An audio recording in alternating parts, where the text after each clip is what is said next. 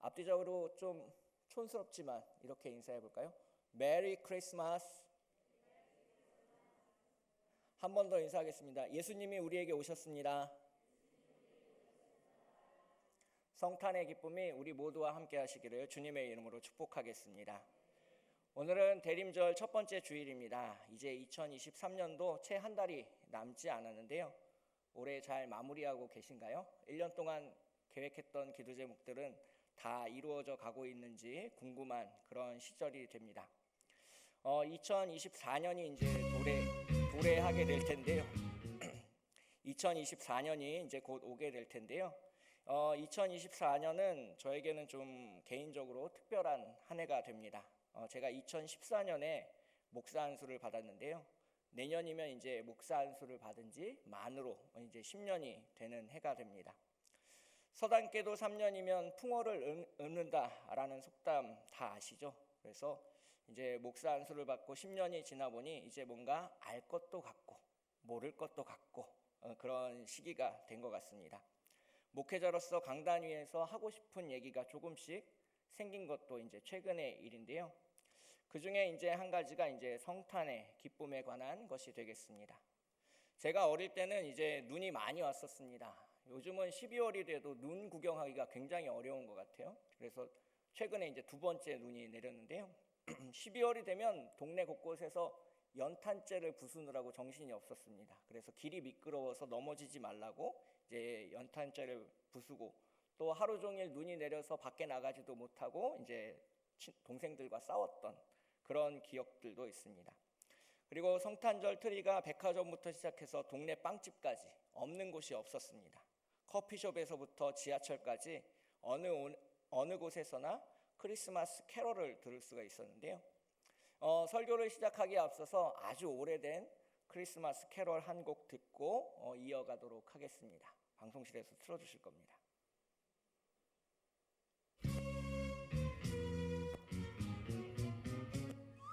흰는 따이다 딸매를 타고 달리는 기분 땅깨도 하다 종이 울려서 장단 맞추니 흥겨웠다 소리 높여 노래 부르다 똥소리 울려라 똥소리 울려 우리 썰매 멀리 달려 빨리 달리다 흰는 따이도 딸매를 타고 달릴까 말까 달릴까 말까 달리는 기분 상쾌도 하다 종이 울려서 울릴까 말까 종이 울려서 흥겨웠다 소리 높여 노래 부르다 징글벨 징글벨 징글 올드벨 올드벨 징글벨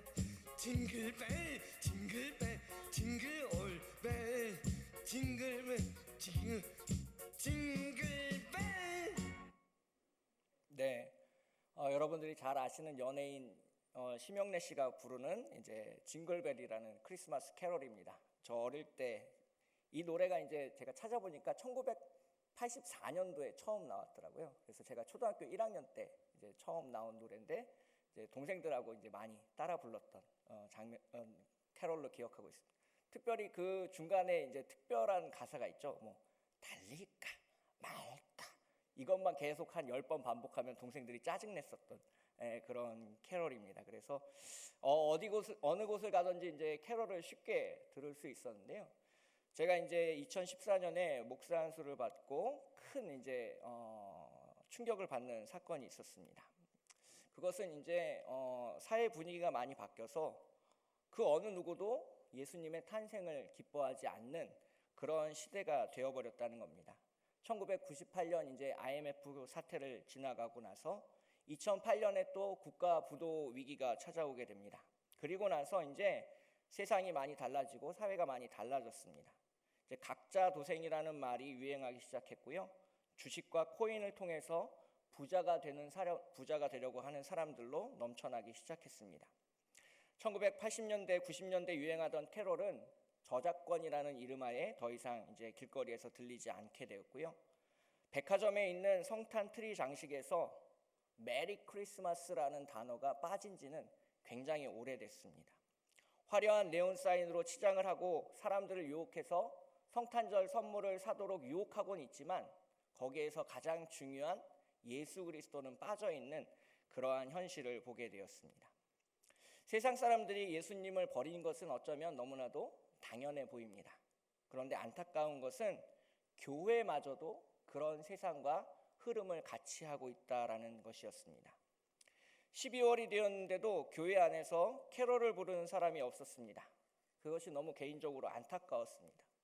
그래서 목사 안수를 받은 지 얼마 안 됐을 때 혼자 미친 듯이 크리스마스 캐롤을 불렀습니다. 예를 들면 그렇습니다. 금요 심야 기도회를 혼자 인도하는데요. 1시간 내내 크리스마스 캐럴만 6곡, 7곡 불렀습니다. 남들이 보면 미쳤다라고 생각할 정도로 많이 불렀습니다. 구역 예배를 인도할 때도 불렀고요. 또 오후 예배나 이런 특별한 시간에도 불렀습니다. 그래서 이 크리스마스 캐럴을 부르지 않는, 또 예수님의 탄생을 기뻐하지 않는 이 현실을 어떻게든 좀 돌파해 나가고자 했었던 그런 10년 전의 사건이 있었는데요. 오늘은 이제 이 대림절 첫 번째 주일이 됩니다. 이 대림절이라는 것은 성탄절을 기다리고 있는 4주간의 시간을 의미하게 됩니다. 올해 2023년은 성탄절이 월요일이라서 24일이 크리스마스 이브이자 대림절 4번째 주일이 됩니다.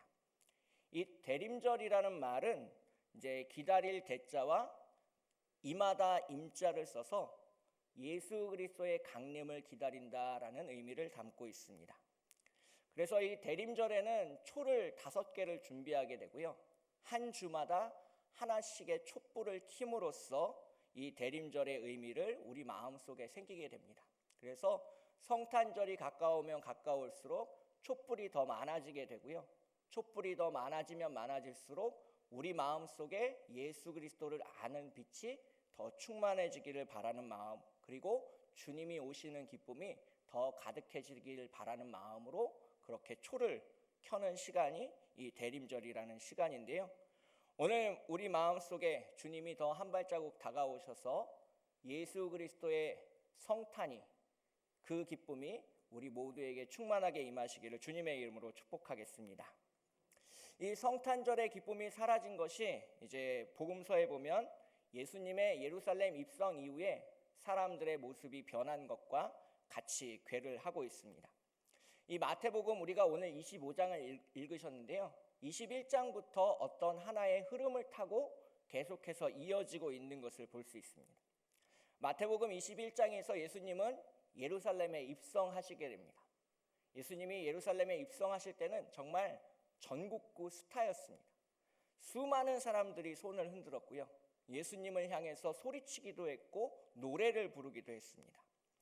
그 장면을 마태복음 21장 8절 9절은 이렇게 묘사하고 있습니다. 무리의 대다수는 그들의 겉옷을 길에 펴고 다른 이들은 나뭇가지를 베어 길에 펴고 앞에서 가고 뒤에서 따르는 무리가 소리 높여 이르되 호산나 다윗의 자손이여 찬송하리로다 주의 이름으로 오시는 이여 가장 높은 곳에서 호산나 하더라라고 이렇게 예수님을 환영하는 분위기를 묘사하고 있습니다. 그런데 이 예수님을 환영하는 분위기가 금방 썰물처럼 빠져나가는 데는 오랜 시간이 걸리지 않았습니다. 예수님의 어떤 한 행동으로 인해서 그렇게 돼버렸는데요. 예수님께서 그렇게 환영을 받으면서 예루살렘에 입성하시고 나서 첫 번째로 한 행동은 바로 예루살렘 성전에서 장사하는 사람들을 몰아내는 아주 파격적인 행동이었습니다.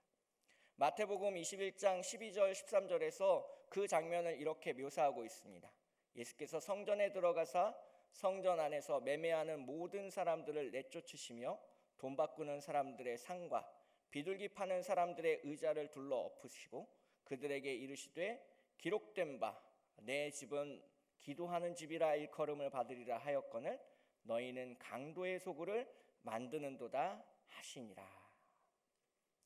예수님께서 예루살렘 성전을 뒤집어 엎으시고 나서 불편한 말씀들을 쏟아내게 되자 대제사장들과 서기관들과 장로들이 예수님을 죽이기로 모의하게 됩니다. 예루살렘에 있는 종교 지도자들은 예수님을 고발할 기회를 호신탐탐 얻으려고 노력하게 됩니다. 그래서 일부러 예수님에게 말을 걸어서 논쟁을 벌이게 됩니다. 우리는 이것을 이제 예루살렘 논쟁이다라고 부르게 됩니다.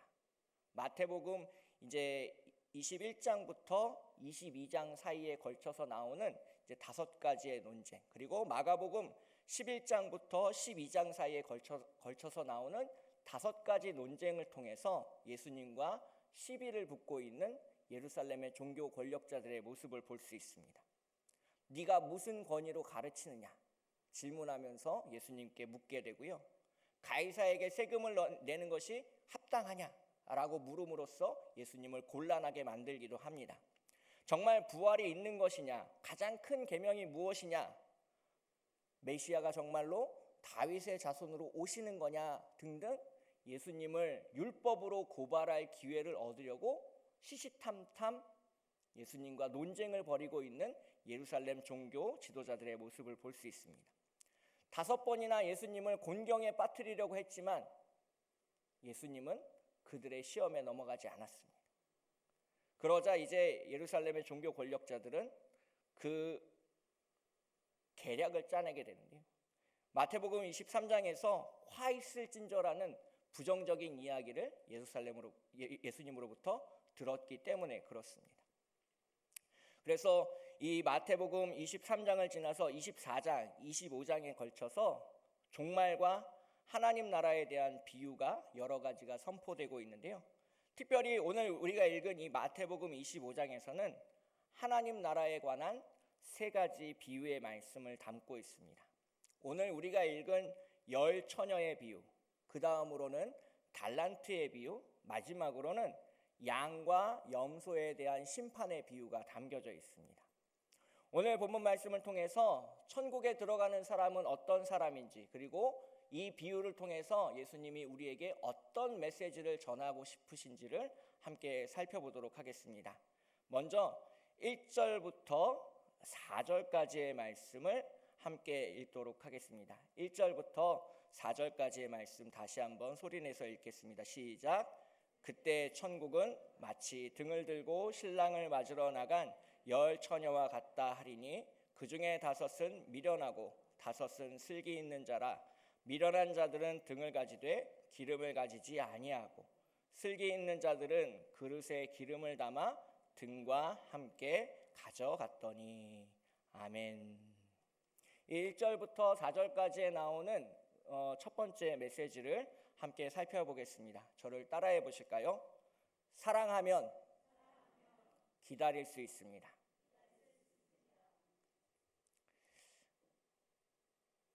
이 사랑하면 기다릴 수 있다라는 이 은혜를 나누기 위해서 잠깐 제 부끄러운 과거를 고백하도록 하겠습니다. 저는 사춘기를 굉장히 늦게 겪었습니다. 대학교 1학년 때 사춘기를 겪었습니다.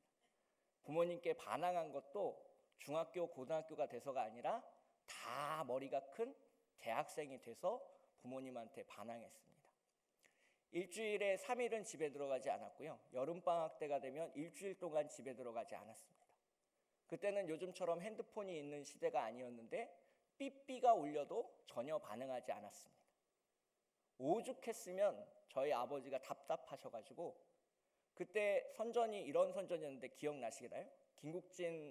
연예인 김국진 씨가 나와서 여보세요 하는 그런 선전이 있었습니다. 이제 핸드폰이 나오기 전에 CT폰이라고 있었습니다. 공중전화 근처에서 전화를 걸면 걸리는 아주 자그마한 이런 그 핸드폰 비슷한 것이 있었는데요.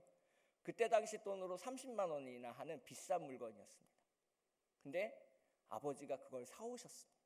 왜? 전화 좀 하라고. 안 들어오는 건 괜찮은데 살아있나 죽었나 전화 좀 해달라고 아버지가 저한테 그 CT폰을 사주셨습니다. 오죽 말을 안 듣고 전화를 안 하면 그 정도였습니다. 근데 제가 이 26살까지 군대를 갔다 와서 이제 대학원에 진학하기 전까지 한 번도 제 주머니에 그 열쇠를 가지고 다닌 적이 없습니다. 요즘이야 뭐 번호키도 있고 뭐 지문으로 이렇게 해서 들어가기도 하는데요. 그때 당시에는 저 어릴 때는 무조건 보조키까지 다 문을 따야만 집에 들어갈 수 있었습니다. 그런데 제가 한 번도 열쇠를 가지고 다닌 적이 없습니다. 늘 항상 집에 가서 초인종을 누르지 않아도 이렇게 노크만 3번 하면 집에서 문이 열렸습니다. 새벽 2시에 들어가도 문이 열렸고요. 새벽 4시에 들어가도 문이 열렸고 새벽 6시에 들어가도 문이 열렸습니다. 왜? 어머니가 안 주무셨거든요. 밤이 새도록 아들이 들어오기 전까지는 어머니가 주무시지 않았습니다. 그래서 저는 집에 들어가면 누군가 문 열어주는 게 너무나도 당연하다라고 생각했습니다. 그런데 그런 것들을 미안하게 생각했던 계기가 있습니다. 20살 때였는데요.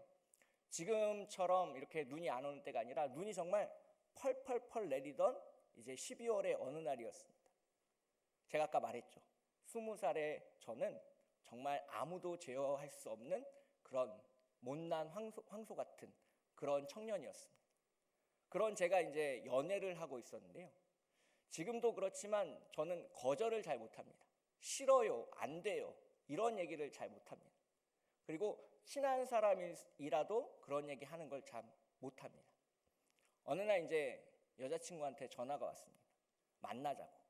자기가 과외 끝나고 몇 시까지 어디 가 있을 테니까 몇 시까지 어디에 오라고, 5시까지 어디에 오라고 했어요. 저는 그때 게임을 열심히 하고 있었거든요. 컴퓨터 게임을 막 열심히 하고 있었는데 오라고 해서 뭐 알았다고 하고 전화를 끊고 나서는 그날따라 정말 가기 싫은 겁니다.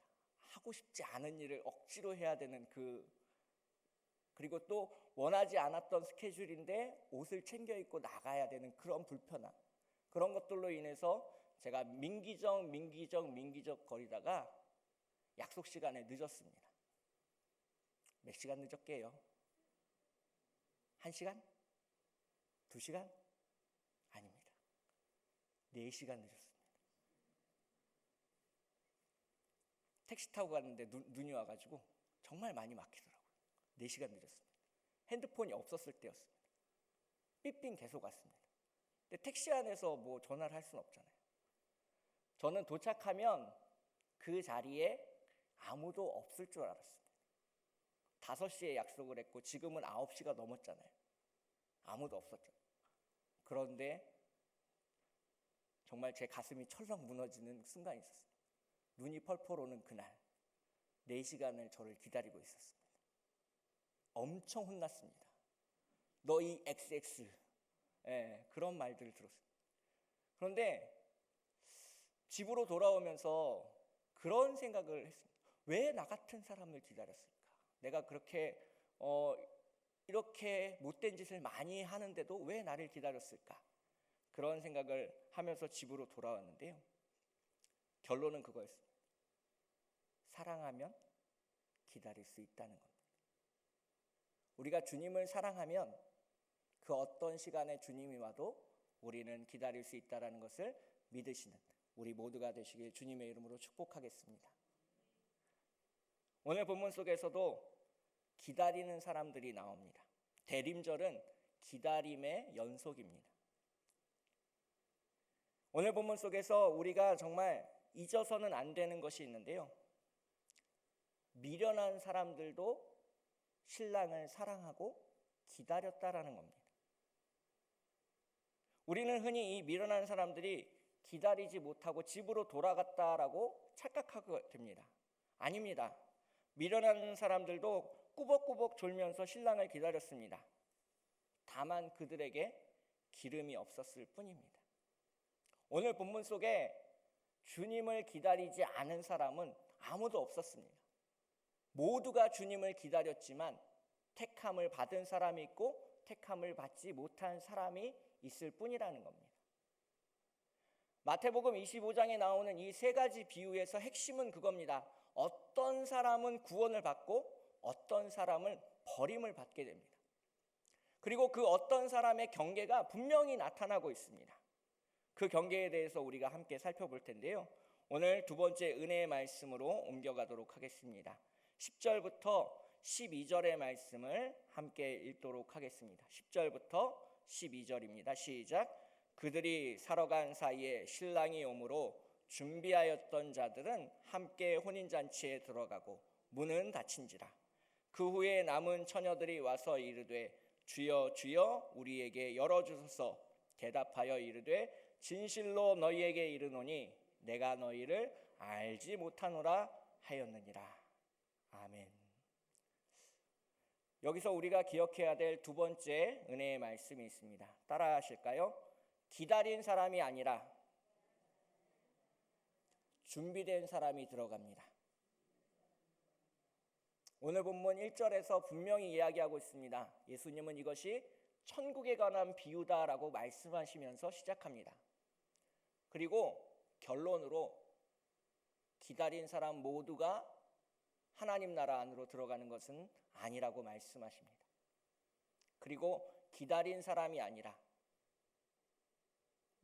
신랑이 왔을 그때 준비된 사람만이 하나님 나라 안으로 들어갈 수 있다라는 것을 분명히 이야기하고 있습니다.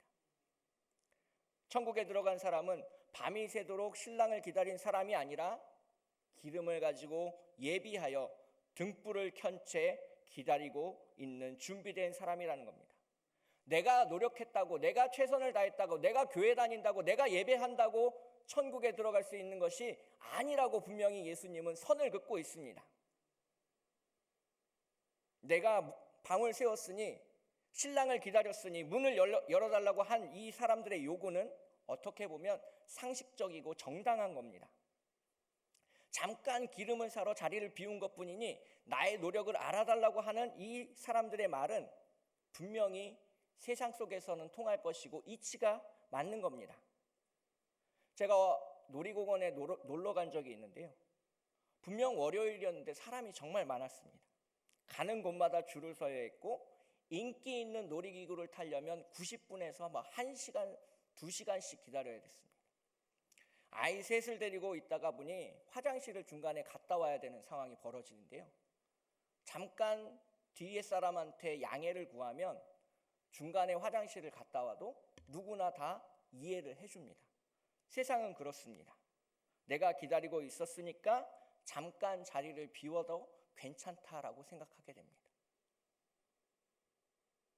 미련한 사람들은 분명히 자신들도 기다렸고 잠깐 자리를 비웠으니 천국에 들어갈 수 있다라고 생각했을 겁니다. 하지만 예수님은 분명하게 말씀하십니다. 깨어서 등불과 기름을 준비하여 기다리라. 오직 그들만이 천국에 들어갈 것이다. 마태복음 24장에서는 더욱 직설적으로 예수님께서 말씀하고 있습니다. 마태복음 24장 44절부터 46절까지의 말씀을 함께 읽도록 하겠습니다. 시작. 이러므로 너희도 준비하고 있으라. 생각하지 않은 때에 인자가 오리라. 충성되고 지혜 있는 종이 되어 주인에게 그 집 사람들이 맡아 때를 따라 양식을 나눠줄 자가 누구냐. 주인이 올 때에 그 종이 이렇게 하는 것을 보면 그 종은 복이 있으리로다. 아멘. 내일 당장 주님이 오셔도 이상하지 않을 것 같이 준비되어 있는 사람만이 천국에 들어갈 수 있습니다. 내일은 주님이 오시지 않을 거니까 오늘은 내 맘대로 살아가도 괜찮다라고 생각하는 사람은 잠시 자리를 비운 사람입니다. 그리고 그렇게 비어 있을 때 주님이 찾아오셔서 우리의 중심을 보실 것입니다. 너의 마음이 정말로 하나님께 향해 있는지 세상 가운데 향해 있는지.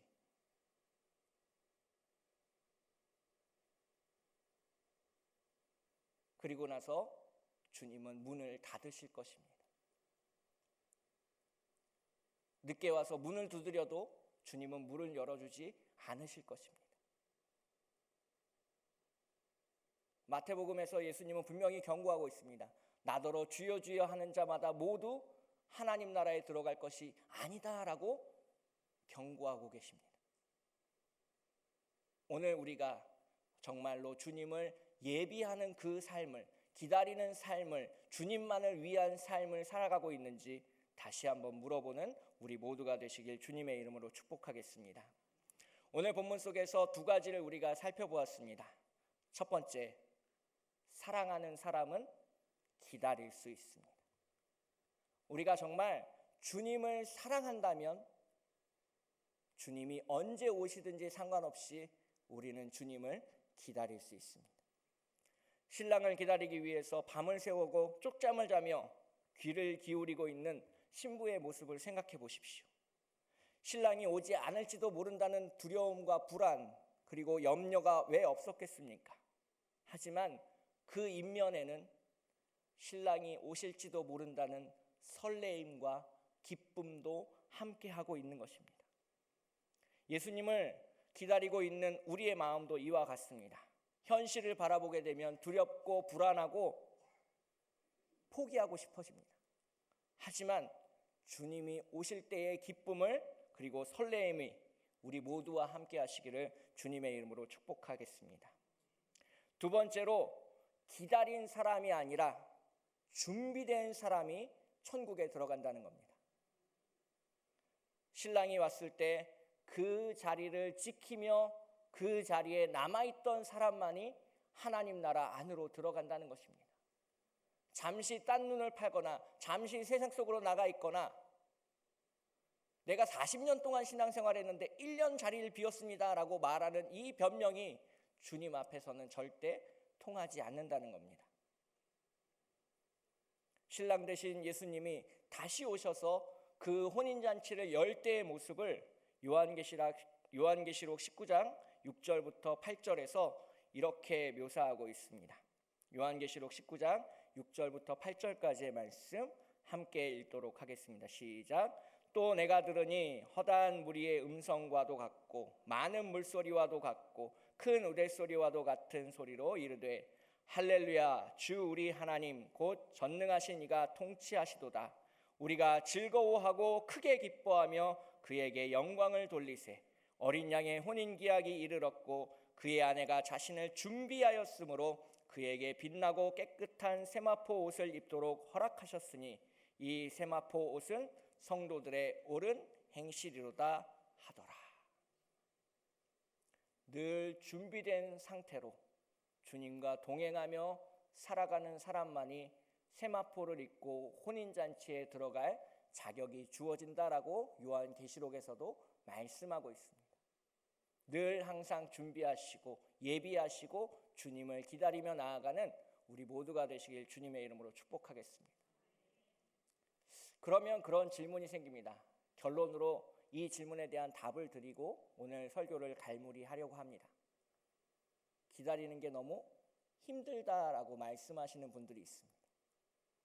기도응답이 주어지기까지 너무나도 힘들고 어려운 시간을 보내고 있다라고 이야기하시는 분들이 더러 있습니다. 기다리는 것이 어떻게 기쁨이 될 수 있을까? 기다리는 것이 어떻게 즐거움이 될 수 있을까? 그런 고민을 누구나 한 번쯤은 해보셨을 겁니다. 제가 이 해답을 아주 오래전에 읽었던 만화책에서 찾았는데요. 아주 유명한 야구 만화책입니다. H2라는 만화책인데요. 거기서 제일 마지막 장면에 그런 장면이 나옵니다. 여자친구가 약속 장소에 먼저 왔는데 야구 선수인 주인공이 훈련 다음 날 늦잠을 자고 약속 시간에 아주 늦게 오게 됩니다. 데이트 장소에 와보니까 여자친구는 이미 한 3시간, 4시간을 그 자리에서 기다리고 있었습니다. 남자 주인공이 묻습니다. 내가 자고 있으면 집으로 와서 깨우든지 전화를 하든지 하지 왜 여기서 기다리고 있느냐라고 묻습니다. 그 장면에서 여자친구가 아주 이런 명언을 남깁니다. 우리 여자 청년들이나 남자 청년들이 기억하면 좋을 말인데요. 기다리는 것도 데이트의 일부다라는 이야기를 하게 됩니다. 기다리는 것도 연애의 한 부분입니다. 남자친구가 오길 기다리면서 책을 읽고 있는 그 주인공의 모습이 그 어느 만화, 영화 속에 나오는 아름다운 주인공보다 더 아름답게 보였습니다. 오늘 주님과 함께 데이트를 하시면서 주님의 음성을 들으시면서 주님과 동행하며 예수 그리스도의 다시 오심을 준비하는 우리 모두가 되시기를 주님의 이름으로 축복하겠습니다. 함께 기도하겠습니다. 사랑과 은혜가 충만하신 하나님 아버지, 주님의 은혜 가운데 서게 되길 원합니다. 아버지 하나님, 아무도 기다리지 않는 크리스마스를 우리가 몸과 마음을 다하여 주님을 기다리며 기뻐하며 오늘을 살아갈 수 있도록 인도하여 주시옵소서. 예비된 기쁨으로 충만하게 되길 소원합니다. 주님, 우리와 함께하여 주시옵시고 이 기다리는 시간이 절망과 좌절의 시간이 아니라 항상 기뻐하고 항상 감사하고 항상 기도할 수 있는 시간이 될 수 있도록 인도하여 주시옵소서. 주님과 동행하게 되길 원합니다. 기쁨이 충만한 삶을 살아가게 되길 원합니다. 오늘 우리에게 주어진 삶의 문제를 다 잊고 우리와 동행하시는 예수 그리스도를 느끼며 맛보며 살아갈 수 있도록 인도하여 주시옵소서. 우리의 기도에 응답하여 주시옵시고 내일부터 있을 성장 부흥회를 통하여 주님과 더욱 친밀한 교제로 나아갈 수 있도록 주님 역사하여 주시옵소서. 거룩하고 아름다우신 우리를 사랑하시는 예수님의 이름으로 간절히 기도합니다. 아멘. 이 시간 주여